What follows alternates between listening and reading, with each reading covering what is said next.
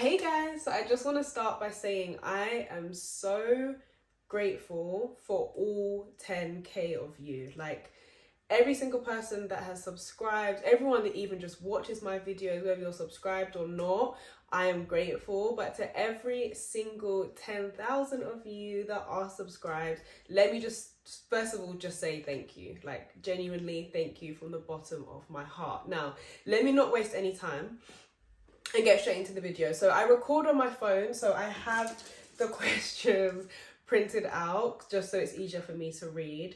But basically these are just some questions that I feel like they were comments under my video that I feel as if I want to explain to everyone, because I feel like they're questions that stand out and that everyone can take something from, and I think will be beneficial to everyone. So let me just get straight into the first question. So first of all, I wanted to start off with a really important question that I think needs to be addressed, and is definitely a common misconception about everyone is 𝗀𝗫𝗣𝗟𝗍. So this person says, the top bit, I cut it off. So yeah, but I'll put it up so you guys can see it. But anyway, so I really am going through a crisis because everyone is always saying everyone is 𝗀𝗫𝗣𝗟𝗍 and that everyone has their own reality, but that just makes me anxious because to me it sounds as if no one is real because they're just saying what I think they will. And with all these realities, it makes me think no one I know and loves, no one I know and loves and knows me in their reality, and it gives me anxiety and makes me feel so bad. How did you guys not fall into solipsism? I think that's how you say it. I'm not sure. Or if you did, what brought you back out? I really appreciate everyone who can help me. So to start off with, we have to understand, so the understanding is that we are all one, we are all part of one consciousness, but there is no person that is better than another. We are all equal, basically. So by us all being equal, it means that you are not the only person that exists. I am not the only person that exists. I am not the only person that exists and is like controlling everyone as puppets, all that kind of stuff. People existed before you, people exist outside of you, and we do not create people. Like people do have their own realities, do have their own lives, etc, etc. But when it comes to everyone is 𝗀𝗫𝗣𝗟𝗍, what it really is about is that everyone is 𝗀𝗫𝗣𝗟𝗍 is more, in a sense, everyone is 𝗀𝗫𝗣𝗟𝗍 is more about the personal relationship that you have with people within your reality. And we do affect that based on our feelings, beliefs, assumptions, thoughts, attitudes, etc, etc.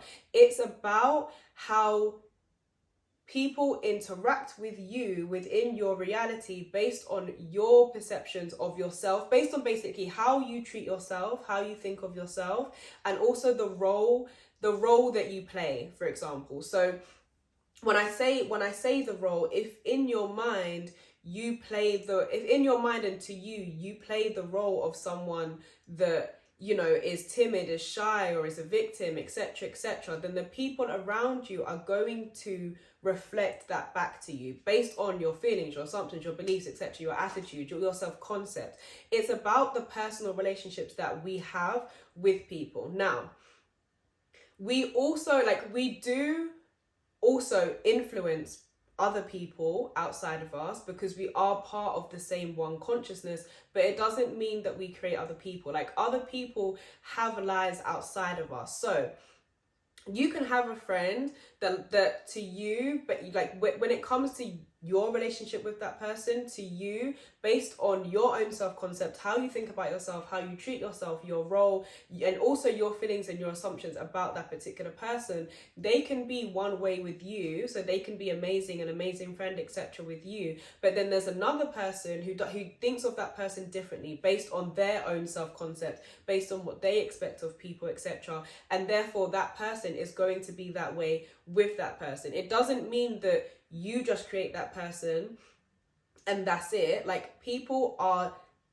have different roles and do different things and act different ways in different people's realities because we are all one consciousness, but based on your individual self-concept, how you think about yourself, what you expect of that person, what you assume of that person, is going to influence that person within your reality. But outside of the interactions that they have with you, people do exist and do have their own lives, and they did exist before you. We don't just like, it's not just everyone that you meet, you just suddenly like created them and they're not real. People existed outside of it. Also, when it comes to people, you select a version of them that directly represents that version of yourself, your own self-concept, your own attitudes, your beliefs, etc. And that is to do with your personal relationship with that person. But outside of you, they do have a life, and they're going to interact with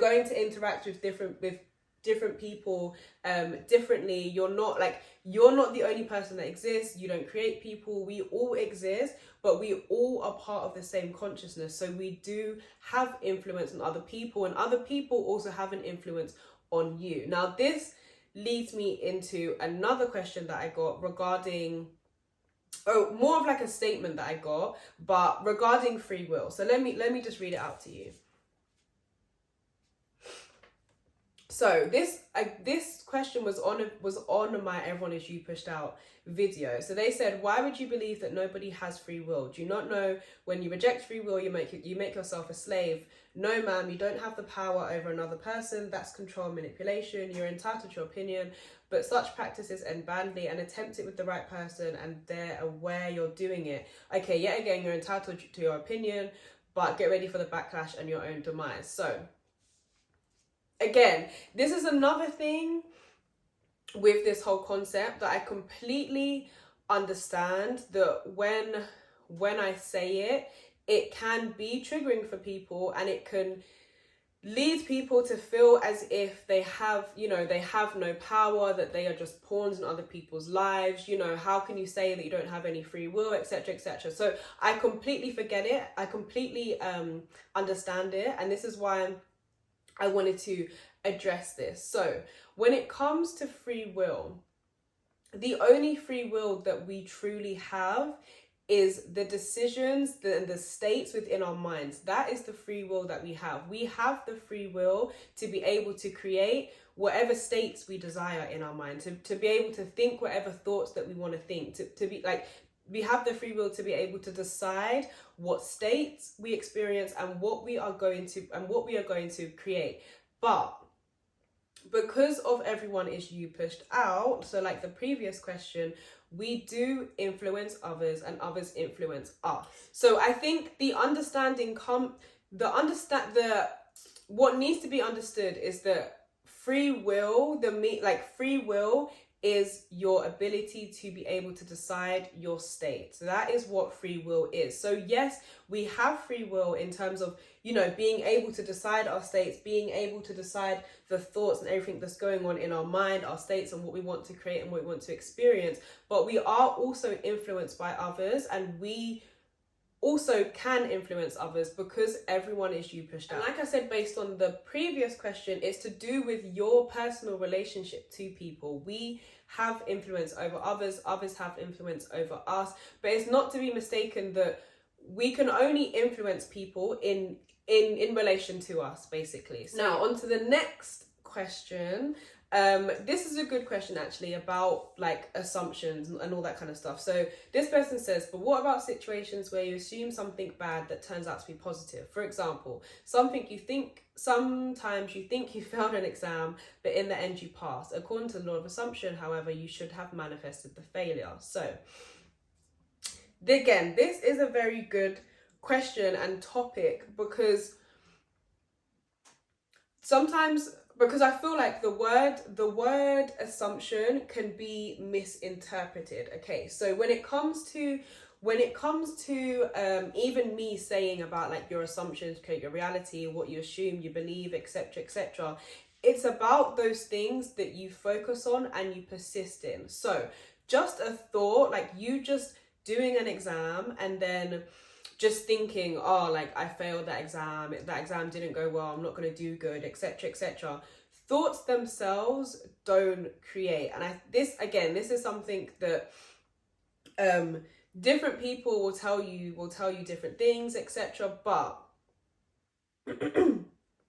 from my own perspective, thoughts themselves do not create. There has to be feeling, it has to be a feeling behind that. It has to be something that you persist in. It has to be something that you truly in fact know. So just because you think something, just because when the word assume, I assume that I'm going to do bad on that particular test. Like, just because I think, I literally just have a thought, a fleeting thought or whatever it is, that I'm going to do bad on that particular test. That doesn't mean, and again, that can be described as an assumption. But so just because I assume one time after the test, oh, like I'm going to do really badly on that test, that doesn't then mean that that is going to manifest it, because thoughts alone do not create. There has to be feelings attached to it. And it also is about assumptions that are persisted in become your reality. So if you just have a fleeting thought about,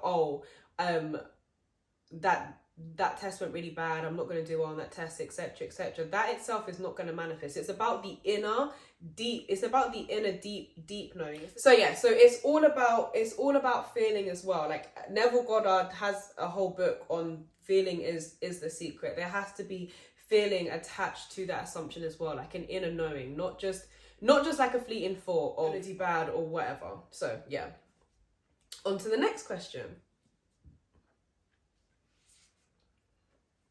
How do I stop subconsciously manifesting bad things? I have anxiety and depression, and now it feels like thinking is ruining my life. This almost feels like toxic positivity. Of course, no one wants to experience bad things, but you can't just shut out or stop those thoughts. It's exhausting for me even to think about doing that positive mental diet whilst also managing mental illness and everything else in my life. How do I change my thought patterns and assume less? So with this question, it's first of all, I would never want to just like preach or just tell. I don't like the idea of toxic positivity. Like, I'm not here to tell you guys just, oh, like if something is bad, like no, just go straight to like the good side. No, you are allowed, and it is okay for you to feel and for you to accept the negative feelings and the thoughts, etc., that come up. Like, there is no part of this in which I would tell you, or I am telling anyone, to just ignore anything negative that comes up, any like negative thoughts or anything like that. Like, that is never the case. And in my opinion, that is worse. Like, I will always tell you to, or if I haven't said it before, what I'm going to say is that it's fine to accept whatever negative thoughts come up. Like, the issue comes with when you feed those thoughts. So the best way that I can say to go about it is, one, to understand that when I'm trying to think, change your thought patterns. Okay, so when thoughts come up that aren't nice, that are negative, etc., etc., the most important thing is for you to not feed into them. Feeding into them is what gives them power. You are allowed to allow them to come up and just accept them for what they are. If you need to cry, cry. If you need to be sad, be sad. Like, 110% feel whatever comes up.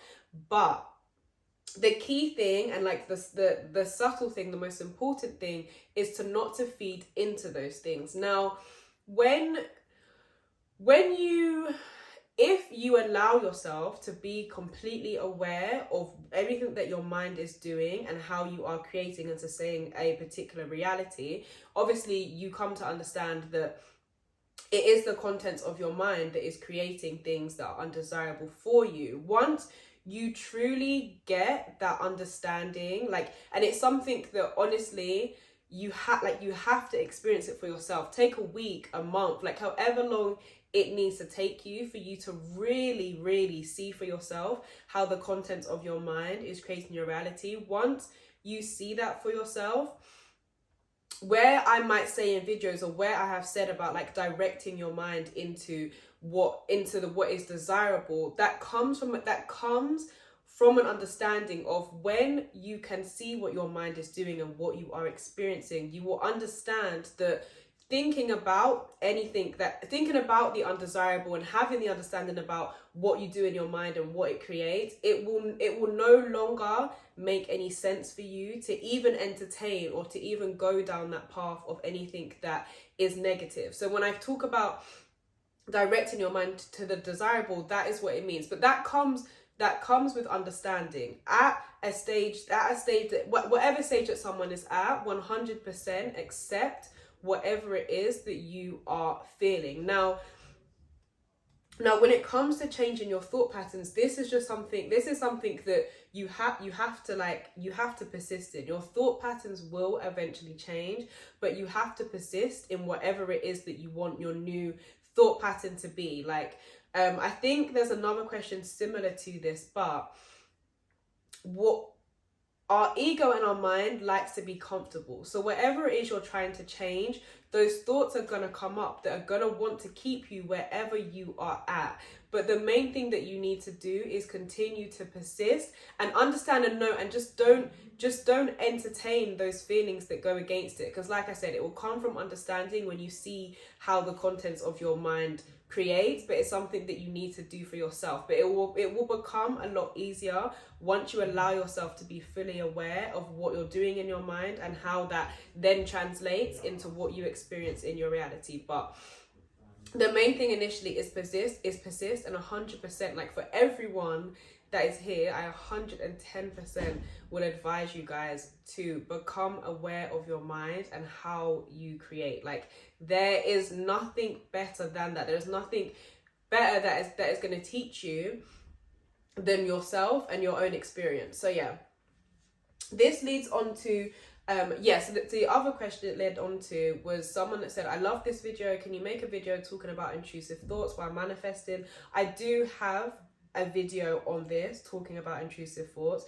When I am affirming, I get thoughts like, what if it doesn't work, and etc., but I can't seem to get rid of them. Like, would that affect my manifestation even if I persist and keep on affirming? So like I just said, if you continue to persist in what it is that you want, having those thoughts, as long as you are not feeding into those thoughts, as long as you are not running away with them and, you know, continuously just like fighting them and feeding into them, etc., as long as you persist and you carry on with going with your mental diet being in the direction of you already having the thing that you want, eventually those thoughts will change. So yeah, so this is what I wanted to say about how anything that you are trying to change, any belief that you are trying to change, all that kind of stuff, it's going to want to maintain itself.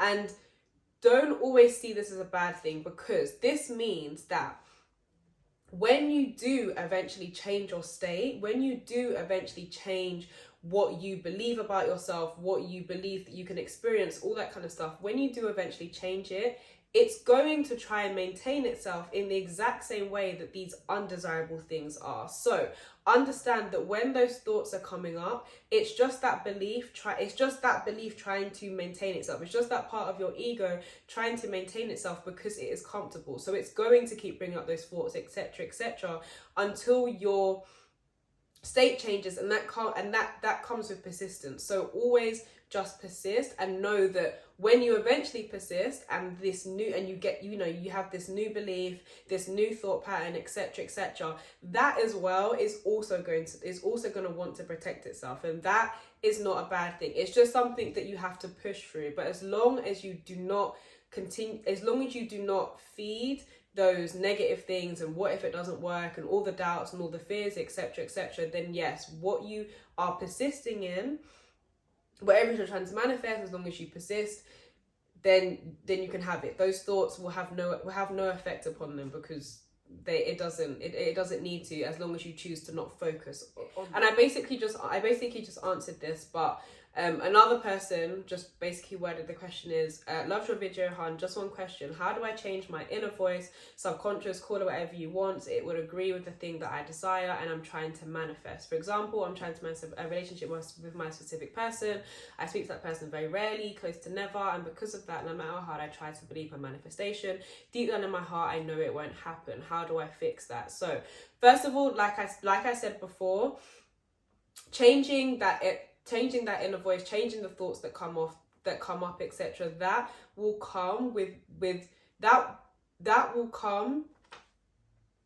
with you persisting in changing your state of mind, with you persisting in changing what the contents of your mind is. But that comes with persistence. Like this, all of the manifesting stuff, 100% is to do with discipline. There is no like quick, easy way around it. You have to be disciplined within yourself, and it has to be a conscious effort on your part to change your mental diet, to change how you think, to change how you feel. And as long as you just persist, basically, that is how you change your inner voice. Like when you change your self-concept, when you change your thoughts about that particular thing, and you continue to persist in it and you continue to focus on it, eventually it will change. That is how you manifest stuff, or that is how you manifest stuff in general. You are creating an inner world in which that particular thing is real, and in order for you to do that, you have to persist in that particular thing in your mind. In terms of all like the SP stuff, I have a video on all manifesting an SP and stuff like that. I'll put it in the description link. But yeah, this question is basically the same as the one before, and I basically just answered it. So yeah, the next question: how to change the how long is it going to take, because I will move to another town, so my SP has to come to me before. Okay, I don't know what the next bit is, but the whole concept about how long is it going to take, the how is never something that we need. The how, and also the how long, is never something that we need to concern ourselves with. Like we ourselves are not manifesting. That is the job of the law. Our only job is to create that environment, create that state of mind in which we already have that particular thing, and the rest is taken care of for us. So basically it's not for us to worry about.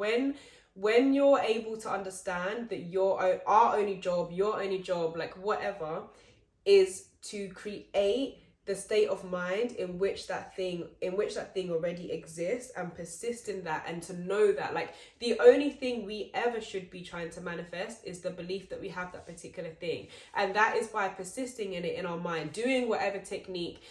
And like I said, techniques, I've said this many times before and it's in another question, but techniques are not the things that manifest, they're just a tool. But doing whatever technique it is that we resonate with, maintaining the mental diet, etc. Our only goal, and the only thing we should ever concern with is manifesting it in our mind, like having that reality within our mind. The law takes care of the rest. The law will make it something that we get to experience physically. In terms of how long it's going to take, is how long it takes you to finally accept that thing and to create and generate that state within. Like that is how long it's going to take. There's no real other way around it. There's no quick like do this and then you can just get rid of it. But it should never be your concern. Like don't never come from this from a perspective of, oh, like I'm only doing this so that I get to experience it physically. The physical will always come, but your only concern will be about you experiencing it internally in your mind. Like that is the only thing you should ever concern yourself with. So yeah. The next question: please could you talk about manifesting for a certain date? Only if you would like to, of course. Of course I would like to, I don't mind. So when it comes to manifesting for a specific date, initially, this wouldn't be something that I recommend, only because it can cause a lot of stress, and I don't want anyone to manifest out of fear of like, oh my gosh, I need to do this by this particular date, etc. But if you are trying to manifest by a specific date, what I would suggest is just forget about the date. See it as done. Like everything is happening right now anyway. Like what you want is already done, and it is already happening now. So focus on it being done now. You can even in your mind decide in your mind that it is that particular day. It's the I don't know, 20th of April and see that thing already done. But you always should be living from, in your mind, you always should be living from an end in which that thing is already done. So you can even go to a week after that date when it's done and think about, you know, oh, I'm so glad that this thing was done on that day, etc., etc. Just already see it as done in your mind. You can affirm to yourself, you know, it's there, and insert the date, and I have XYZ, or it can be a few days later than whatever that date is and I have XYZ. But my initial thing would always be just go straight to the end and try your best to not focus too much on that particular date, because it can cause stress. But always just live in the end. Next question, can I script through typing, like on a computer or my phone instead of pen and paper? Yes, you can do it in any way that works for you, because as I mentioned, techniques themselves do not manifest, they are just a tool. So if you resonate more with typing it on your phone over writing it out on pen and paper, or oh my gosh, or anything like that, then by all means, the only thing scripting is there to do is to allow you to get into the place and into the mindset and into the thoughts and the feelings of you already having that particular thing. So however you choose to do it, whatever works for you. If it works for you, fine. If typing on your phone is best for you, then fine. If writing out on paper is best for you, then fine. Like that in itself doesn't really matter. You have just understand that scripting itself is just it's just allowing you to feel the feelings of you already having that particular thing. That is what your role is. Your role is to feel the feelings, to think from the place of you already having that particular thing. So if typing on your phone is going to help you get there, then by all means. And then the final question, does anyone know book names on Law of Assumption, please? Anything by Neville Goddard, you can look up, just type in Neville Goddard on Amazon, type in Neville Goddard on the internet. He has tons, he has quite a few books. I don't exactly know how many, but yeah, he has loads of books. You can find them online. I've forgotten the name of the website, but there was a website that I used that actually has all the books online, and there's like a narrator that reads them out, or obviously you can go and purchase the books. But yeah, my recommendation would be any book by Neville Goddard. So yeah, I hope this video has helped you guys. Any more questions, definitely leave them in the comments below. I will see you in the next video. And again, thank you all so much for 10K. I love you all so dearly. But yeah, I'll see you guys in the next video.